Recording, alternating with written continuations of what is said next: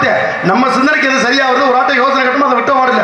அவங்கட்டோடு கேட்க, இந்த அவங்கட்டோடு கேட்க, அவங்கட்டோடு கேட்டு எல்லா யோசனை கேட்டு உருப்படி பண்ண நல்லா இருக்குமா? சுத்தமா தான் இருக்காது. இப்ப சாம்பார் வைப்பது எப்படி உங்கள்கிட்ட கேட்டா பரவாயில்ல. ஆமா. உங்க கைத்திறனுக்கு எப்படி இருக்குமோ அதை சொல்லி முடிச்சிருவீங்க. ஆமா. உங்ககிட்ட ஒரு வார்த்தை கேட்டு விட்டு, அதே சேதன் ஒண்ணு கேட்டு விட்டு, வெட்டிட்ட ஒண்ணு கேட்டு விட்டு, இந்த அவர்கிட்ட ஒண்ணு கேட்டு விட்டு, எல்லாரும் சேர்ந்து சொன்னதுல மொத்தமா சேர்ந்து ஒண்ணு வச்சோம்னா அது எப்படி இருக்கு? மொத்தமா சூப்பரா இருக்கு.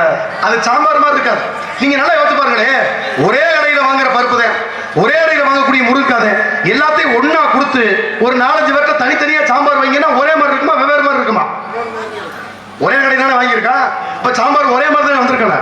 ஏன் வெவ்வேறு விதமா இருக்கு? நீங்க சொல்லுங்க அப்பா. கை பக்குவம்னு சொல்லி ரொம்ப நாளா நம்மளை ஏமாத்திக்கிட்டு இருக்காரு. கை பக்குவம்னா கிடையாது, சாம்பார் வைக்கக்கூடிய மனப்பக்குவத்தை பொறுத்ததே நம்ம சொல்லுங்க. ஐயோ நம்ம வீட்டுக்காரர் வருவாப்புலையே, வந்த இடத்துல மழு போன இடத்துல விட கலைப்புல வருவாப்புல, நல்லபடி ஆக்கி அவருக்கு சாம்பார் உடம்புன்னு நல்லா ருசிச்சு ஆக்கலாம், அந்த சாம்பார் மாதிரி இருக்கு. வடுக்கு வடிச்சு கொட்டியும் வாக்க வீணா போச்சுடா. ஆமா, ஏனாதானே வைக்கிறது அப்படின்னு ஏனாதானே போட்டோம்னா அது சாம்பார் மாதிரி தெரியாது. இனிமே என்ன பண்ணணும், சாம்பார் வைக்க போறோம் அப்படின்னு சொல்றதை காட்டுல அதை வச்சு விட்டதுக்கு நம்மளுக்கு என்ன பேர் வைக்கலாம்னு முடிவு எடுத்துக்கலாம். அது சால சிறந்தது. ஆக அப்படிப்பட்ட பூமிக்கு